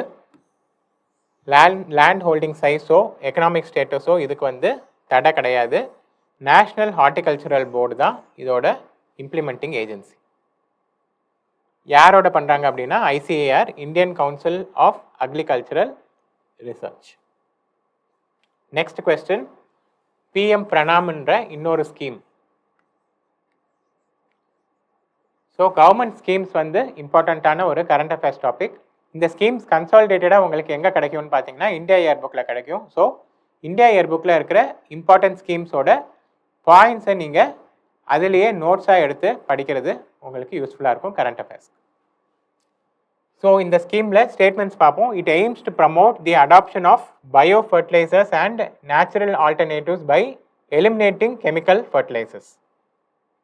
இந்த ஸ்டேட்மெண்ட்டை ஃபாஸ்ட்டாக படிச்சிங்க அப்படின்னா இது கரெக்ட் மாதிரி தெரியும். ஆனால் இந்த ஸ்டேட்மெண்ட்டில் ஒரு ட்ராப் இருக்குது, ஒரு ட்விஸ்ட் இருக்குது. என்னன்னா இந்த எலிமினேட்டிங் அப்படின்ற வேர்டு தான்.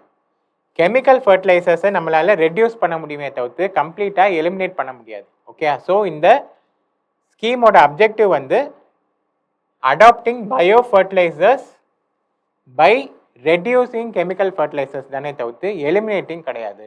அதனால இந்த ஃபர்ஸ்ட் ஸ்டேட்மெண்ட் தப்பு. அடுத்து, funds for grants to states under the scheme will come only from fertilizer subsidies saved in the particular financial year. இந்த ஸ்டேட்மெண்ட்டை திருப்பி பொறுமையாக படிங்க. இந்த ஸ்கீம் எந்த ஸ்கீமு? PM பிரணாம்ன்ற இந்த ஸ்கீமுக்கு ஃபண்ட் எப்படி வரும் அப்படின்னா ஃபர்டிலைசர் சப்சிடிஸ் இருக்குல்ல, எந்த ஃபர்டிலைசருக்கு சப்சிடி கொடுக்குறாங்க? கெமிக்கல் ஃபர்டிலைசர்ஸ்க்கு இந்தியாவில் சப்சிடி கொடுப்பாங்க. இந்த சப்சிடிஸை நீங்கள் சேவ் பண்ணுறது மூலமாக இந்த ஸ்டேட்ஸுக்கு இந்த ஃபண்டு இந்த பிரணாம் ஸ்கீமில் போய் சேருது அப்படின்ட்டு சொல்கிறாங்க. இதுக்கு வெளியிலேருந்து எக்ஸ்டர்னல் ஃபண்டிங் மெக்கானிசம் எதுவும் கிடையாது. சேவ் பண்ணுற சப்சிடிஸ் தான் இதுக்கு ஃபண்டாக போய் சேருது அப்படின்னு சொல்கிறாங்க. கரெக்டாக தப்பான்னு கேட்குறாங்க. இந்த ஸ்கீமோட இம்பார்ட்டண்ட்டான ப்ரொவிஷன் இது கரெக்ட். ஓகே, இதுக்கு தனியாக வெளியில் எக்ஸ்டர்னல் ஃபினான்சிங் கிடையாது. அந்தந்த ஸ்டேட் எவ்வளோ அமௌண்ட்டை சேவ் பண்ணுறாங்களோ அதை பேஸ் பண்ணி அவங்களுக்கு கிராண்ட்ஸ் கொடுப்பாங்க இந்த ஸ்கீம் கீழே. ஓகே, அகெயின் இந்த ஸ்கீம் பற்றி தெரிஞ்சுக்க வேண்டியது ஃபுல்லாக இந்த பர்டிகுலர் ஸ்லைடில் இருக்குது. இந்த ஸ்கீமோட எக்ஸ்பேன்ஷன் பாருங்கள். Programme for restoration, awareness, generation, nourishment and amelioration of mother earth. இதுதான் இந்த ஸ்கீமோட எக்ஸ்பேன்ஷன், PM பிரணாம். இதோட அப்ஜெக்டிவ் பாருங்கள், to protect the health of mother earth by reduced use. இந்த வேர்டு தான் நான் சொன்னேன், ரெடியூஸ்ட் யூஸ், எலிமினேட்டிங் கிடையாது. Reduced use of chemical fertilizers and promoting organic or natural farming. Okay, எப்படி ப்ரமோட் பண்ணுறாங்க? Promoting alternative fertilisers and balanced chemical fertiliser use. So balanced லெவலில் chemical fertilisers use பண்ணுறதை promote பண்ணுறாங்க. இதுதான் முக்கியமான provision. No separate financial support is required. அப்போ finance எப்படி வரும் அப்படின்னு பார்த்தா 50% of the fertilizer subsidies saved by a state எப்படி? By way of reduction in consumption of chemical fertilizers will be passed on to that state or UT as grant. So இந்த பேராவோட meaning என்னன்னா,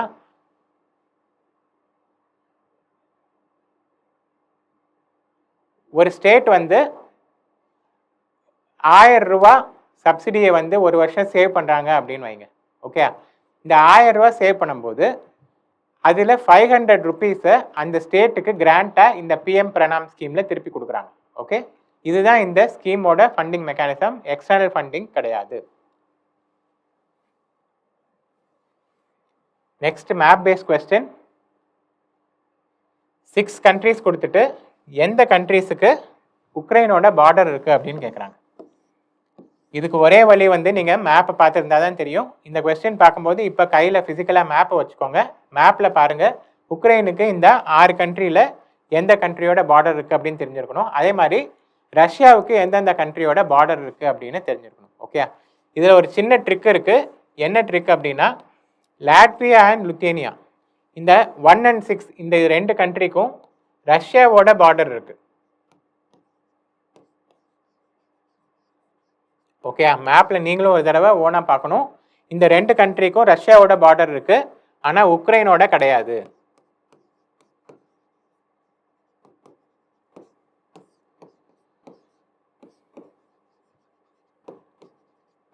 okay, so இதோட answer வந்து only 4.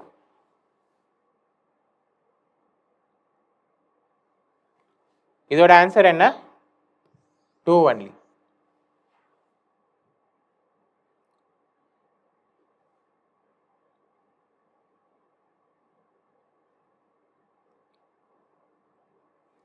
இது பாருங்க, இதான் map.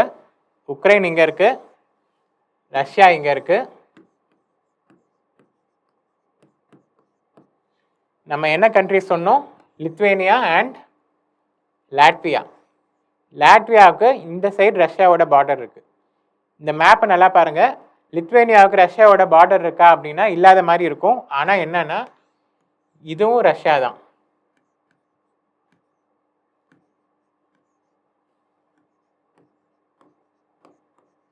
Okay, இந்த ரீஜனுமே என்னது? ரஷ்யா தான். ஸோ இந்த ஏரியாவை மேப்பில் நல்லா பார்த்து வச்சுக்கோங்க, கொஸ்டின்ஸ் வர்றதுக்கு வாய்ப்பு ஜாஸ்தி.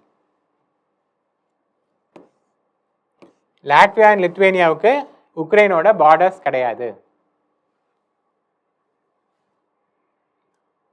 81, அதாவது 16th question. Consider the following statements regarding INS Arighaat. So இது என்ன செக்டர்? இது டிஃபென்ஸ்.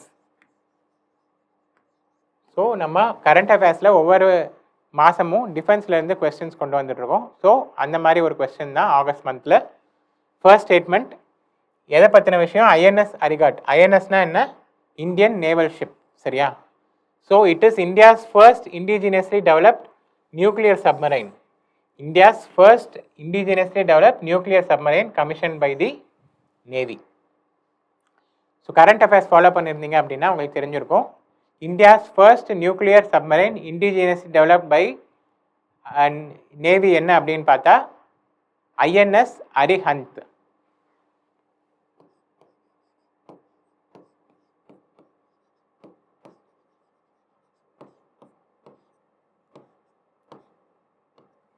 ஐஎன்எஸ் அரிஹந்த். சரியா?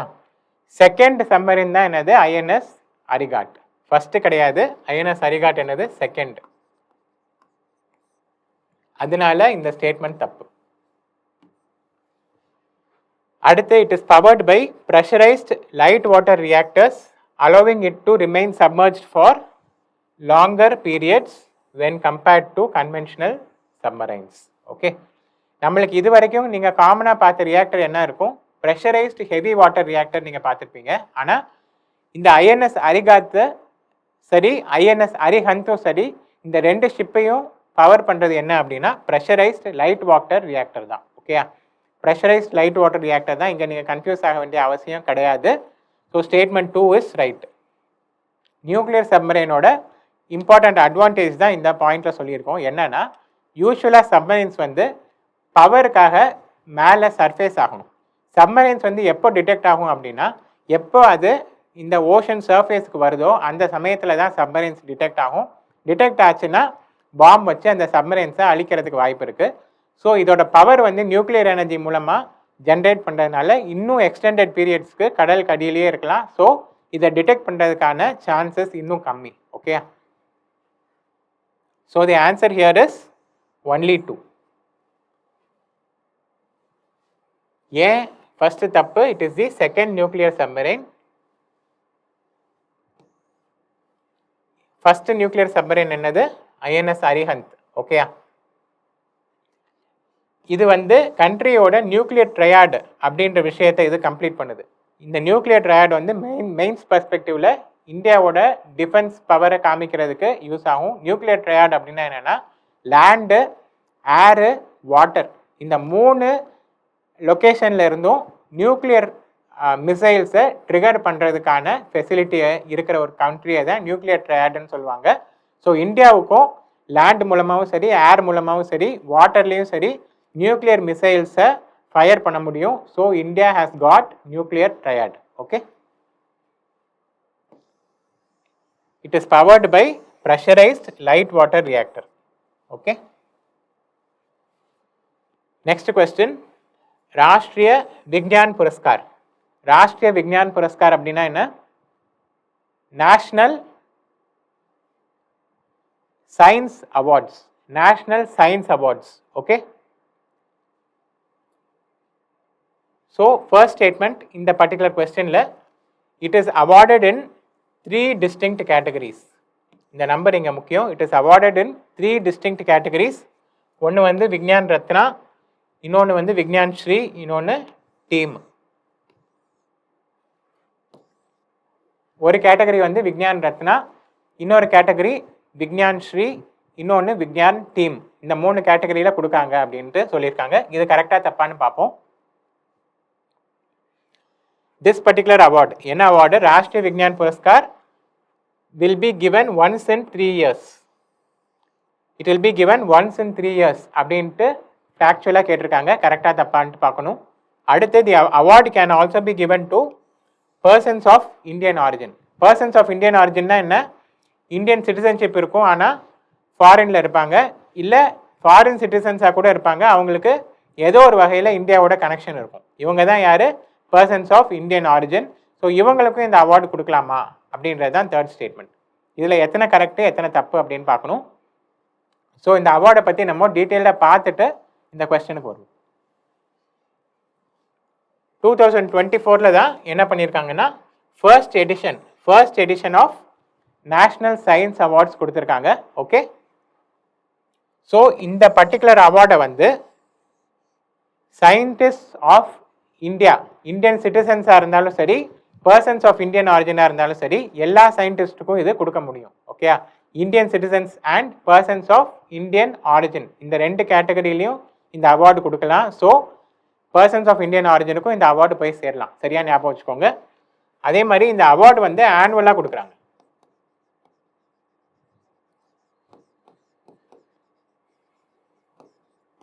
வருஷம் கொடுக்குற அவார்டு ஒன்ஸ் இன் 3 years கிடையாது, ஆனுவலாக கொடுக்குறாங்க.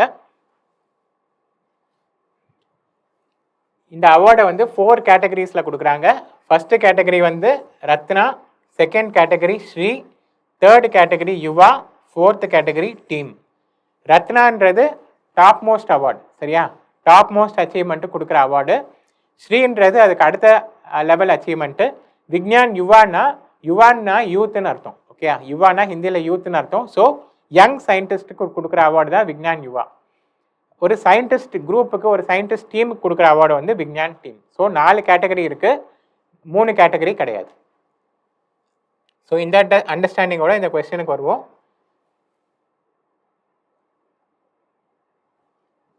ஸோ 3 கிடையாது, 4 கேட்டகரிஸ், ஒன்ஸ் இன் 3 years கிடையாது, ஆனுவல். ஸோ இந்த ஸ்டேட்மெண்ட்டும் தப்பு, இந்த ஸ்டேட்மெண்ட்டும் தப்பு.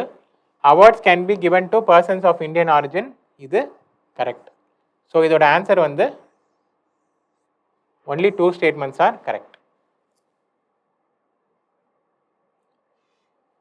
Next question, climate finance action fund. July current அஃபேர்ஸில் பார்த்தீங்க அப்படின்னா லாஸ் அண்ட் டேமேஜ் ஃபண்ட் அப்படின்னு ஒரு ஃபண்டை பற்றி பேசியிருப்போம்.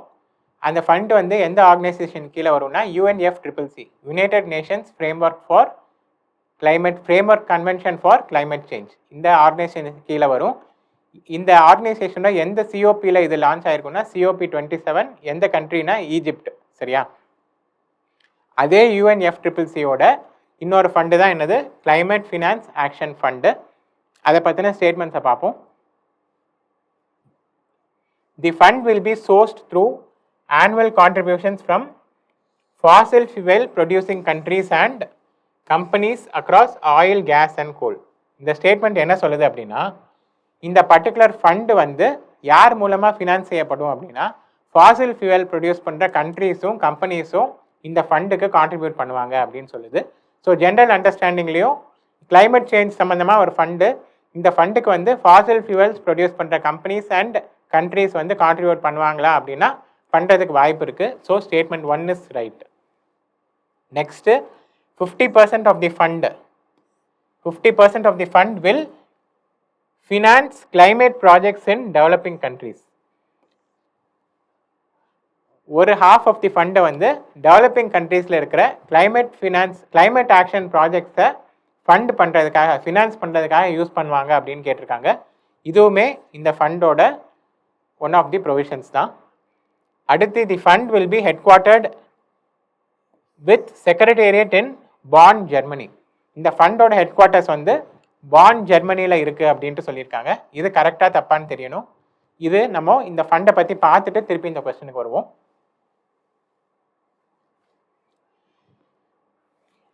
நம்ம என்ன சொல்லியிருக்கோம், இந்த கிளைமேட் ஃபினான்ஸ் ஆக்ஷன் ஃபண்ட் வந்து UNFCCCயோட ஒரு ஃபண்டு. எந்த COPயில் லான்ச் பண்ணியிருக்காங்க அப்படின்னா 29th COP. Okay, COP 29. இது எங்கே நடந்தது அப்படின்னா அசர்பைஜானில் நடந்தது. அசர்பைஜானில் இதோட கேபிட்டல் பாக்கு அப்படின்ற சிட்டியில் இது நடந்தது. COP 29. ஓகே, ஸோ இந்த ஃபண்டோட செக்ரட்டேரியட் வந்து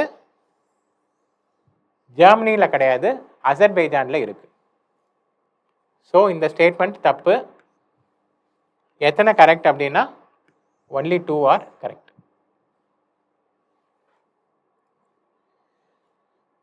ஸோ இந்த ஃபண்டுக்கு யாரெல்லாம் பணம் கொடுப்பாங்க அப்படின்னு பார்த்தா, ஃபாசில் ஃபியூவல் ப்ரொடியூஸ் பண்ணுற countries and Fazil fuel produce பண்ணுற கம்பெனிஸ் வந்து இந்த ஃபண்டுக்கு கான்ட்ரிபியூட் பண்ணுவாங்க. இந்த ஃபண்டு 100%, இந்த ஃபண்டோட 100%ல் 50% வந்து டெவலப்பிங் கண்ட்ரீஸில் கிளைமேட் ப்ராஜெக்ட்ஸ்க்காக செலவு பண்ணுவாங்க. மீதி 50% எதுக்கு பண்ணுவாங்க அப்படின்னா NDCsனால் என்ன, நேஷ்னலி டிட்டர்மைன்ட் கான்ட்ரிபியூஷன்ஸ். இந்த NDCஸை சாட்டிஸ்ஃபை பண்ணுறதுக்கு, NDCஸை நிறைவேற்றுறதுக்கு இந்த மீதி 50% ஆஃப் தி ஃபண்டை கண்ட்ரீஸ்க்கு கொடுப்பாங்க. இந்த NDCsன்றது இதுவுமே UNFCCCயில் லான்ச் பண்ண ஒரு விஷயம். எப்போனா 21st COP. எந்த சம்மிட்டு, ரொம்ப முக்கியமான ஒன்று, பாரிஸ். ஓகே, இதை பற்றியும் பார்த்து வச்சுக்கோங்க.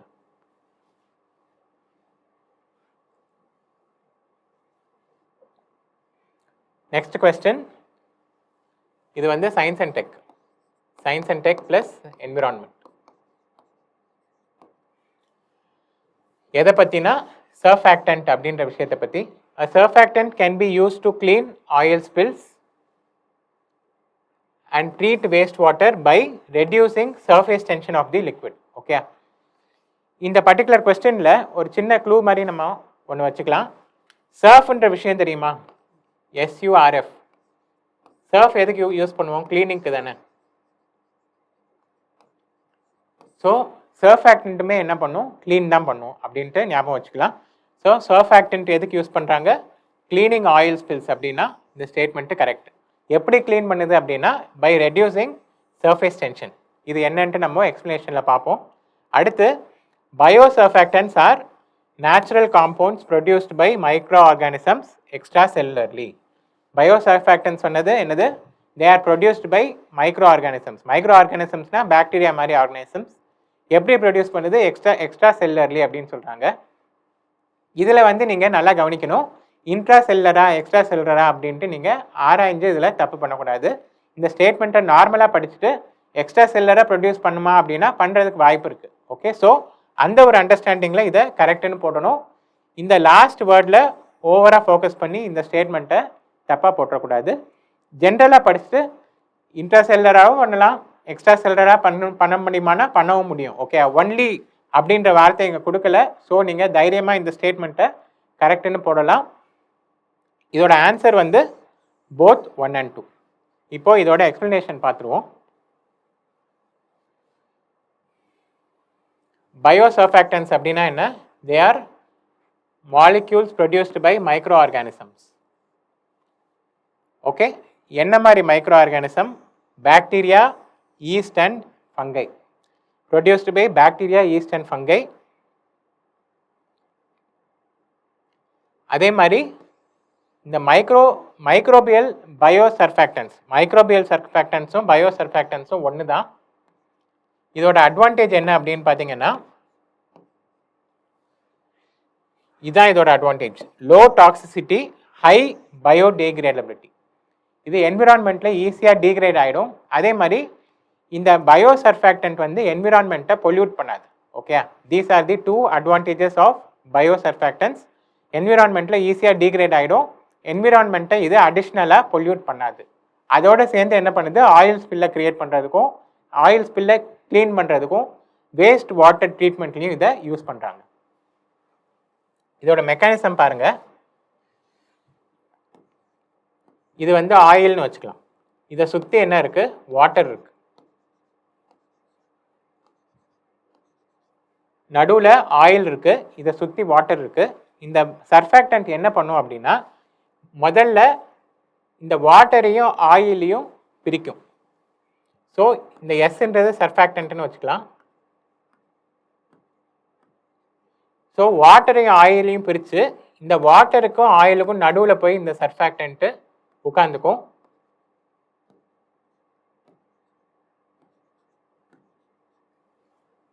அதே மாதிரி இந்த ஆயில் இருக்குல்ல, இந்த ஆயில் வந்து பாண்டாக நல்லா ஒட்டிகிட்டு இருக்கும். இந்த சர்ஃபேக்டன்ட் என்ன பண்ணும்? இதுக்கு நடுவில் போய் இந்த ஆயிலையுமே பிரிக்கும்.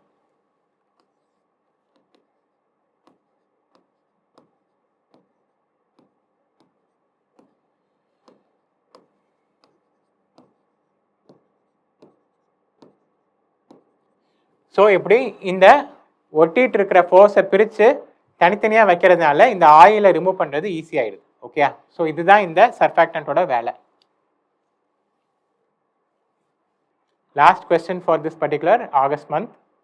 Consider the following statements regarding vaccine-derived illness. Vaccine-derived illness அப்படின்ற ஒரு டிசீஸை பற்றி பேசுகிறோம். First statement, it is a condition that occurs when a weakened strain of vaccine mutates and regains ability to cause disease. இந்த ஸ்டேட்மெண்ட்டோட தமிழ் அர்த்தம் என்னென்னா, வேக்சின் செலுத்துகிறோம்ல, அதில் சில சமயம் என்ன பண்ணுவோம்னா, வைரஸை வந்து லைவ் வைரஸை வீக் பண்ணி அந்த வேக்சினில் செலுத்துவோம். ஓகே, சில வேக்சின்ஸில் அந்த வைரஸையே வந்து வீக் பண்ணிவிட்டு அதை உடம்புக்குள்ளே செலுத்துவோம். ஸோ சில சமயம் என்ன ஆகும்னா, இந்த வீக்கெண்ட் வைரஸ் வந்து பாடிக்குள்ளே போனதுக்கப்புறம் திருப்பி அது வந்து ஆக்டிவ் ஆகிடும். எந்த டிசீஸுக்காக இந்த வேக்சினை போடுறோமோ அதே டிசீஸை இது காஸ் பண்ண ஆரம்பிச்சிடும். Okay, that is called as vaccine derived illness. இது முக்கியமாக எந்த பர்டிகுலர் டிசீஸில் நம்ம பார்க்கலான்னா போலியோவில் பார்க்கலாம். ஓகே, அதை நம்ம எக்ஸ்ப்ளனேஷனில் பார்ப்போம். ஸோ இந்த ஸ்டேட்மெண்ட்டோட அர்த்தம் இதுதான். வேக்சின் செலுத்துறது மூலமாக அந்த வேக்சினில் இருக்கிற வைரஸே வந்து இந்த டிசீஸை காஸ் பண்ணுது அப்படின்றது தான் இந்த ஃபர்ஸ்ட் ஸ்டேட்மெண்ட். இது கரெக்டானா இது கரெக்ட். அதே மாதிரி இந்த ஸ்டேட்மெண்ட் ஃபார்மேட்டில் என்ன சொல்லியிருக்கோம்? ஃபர்ஸ்ட் ஸ்டேட்மெண்ட் எப்பயுமே கரெக்டாக தான் இருக்கும். செகண்ட் அண்ட் தேர்ட் ஸ்டேட்மெண்ட்டாக நீங்கள் கரெக்டாக பார்த்து அது கரெக்டாக இருக்கா, எக்ஸ்பிளைன் பண்ணுதா, இல்லை தப்பாக இருக்கா அப்படின்றத கண்டுபிடிக்கணும்.